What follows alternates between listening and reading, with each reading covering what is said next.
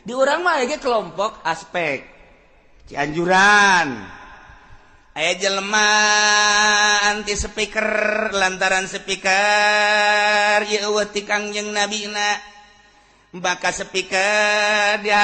diharamkeun bidah ti Kangjeng Nabina sebab as-saut yakhruju minal hadid bahwa haramun nyanangan nyahonangan sakitu kan suara nu kaluar tina besi eta haram dina sulam topek teh kan kos kitu teh abah kula mah seserian teh kunaon jadi dalil kos kitu kunaon ieu mah pan suara nu kaluar tina besi suara besi kaluar ti besi eta haram ari kieu mah speaker suara urang tah mah kaluar ti speaker aya itu mah pan as-saut yakhruju minal hadid suara nu kaluar ti besi aya mah ti sunggut jaen beda atuh tah abah tah ulah di ieu cak abah teh ulah di tandingan geus teu bisaeun teh mah teu ngaji mantek cek nya atuh eta as-saut yakhruju minal hadid suara nu kaluar ti besi jadi besi bersuara gitar tet ding dong ding dong ding dong ding dong ding eta siapa seuri heran kos kitu bae ge atawa nu buleut teh naon ngaranna nu sok mo naon ngaranna tuh atuh emang sia bawa gajing aja nu sok di meja teh naon ngaranna sia menyaho kabeh heran berarti siapa pemain ieu nah eta goong keluar suara tina besi eta gitar keluar suara tina kawat besi kita anggap eta segala rupa kecrek keluar tina besi haram nu kos kitu ngaranna ai ieu mah kaluarna ti sungut urang melalui mukabbirus saut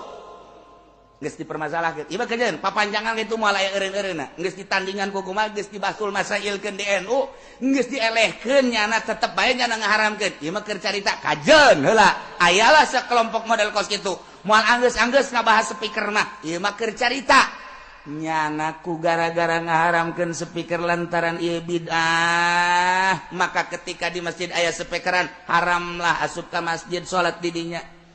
bari mun aya jelema make speaker haram sasalaman jeung nyana lantaran ahli bid'ah aya HP makan nyana ge baroga ikan teu harti geus kumaha nyana bae eta mah geus kelompok nyana bae jadi lawanan kurang kumaha nu ngalawanan baheula aang sadili jagot di Sukabumi ngalawanan eueuh nanaonan di urang ge baheula ku Ki Bustomi dilawat eueuh nanaonan maka di ka abah mari teh geus bae dilawan cak nyana ge balik sorangan berarti eleh kan jangan balik sorangan mah KO karena tamat dilawan balik aja nyana nyandong mah di dia kurang tadi beda dahar balik bae ka jeung kumaha ge kurang baheula mah sering jasa ngadenge kos kitu kakara kuari bereda-reda lantaran aya HP speaker haram HP mah nyana baroga cek nyana HP mah lain speaker heuy buka coba ku sia buka bareng dibuka bener SB yo tah mah speaker ge cenah incuna jadi jangan haram as-speakerul kabir gitu alladzi kana fil masjid huwa haramun wa ama speaker fil HP gitu kan anu leutik teu kadeuleu bahwa incuhu bahwa halalun aja kabalinger betung teu kajeun mah ieu mah keur carita tetep nya namanya kitu bae tetep nya nama haram bae keun keuna aya kos kitu antepkeun urang ulah kumaha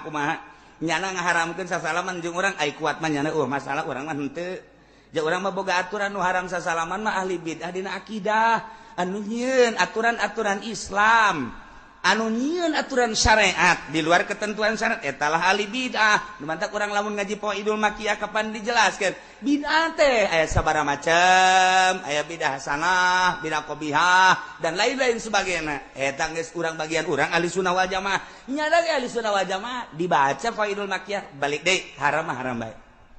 asal urang nyaritakeun bae ke urang adu argumen lah geus ulah make adu-adu pokona di dinya mah geus ahli haram bae hese kan jeung atau ese dek ngadu kumaha jeung geus teu kudu diadu-adukeun antepkeun geus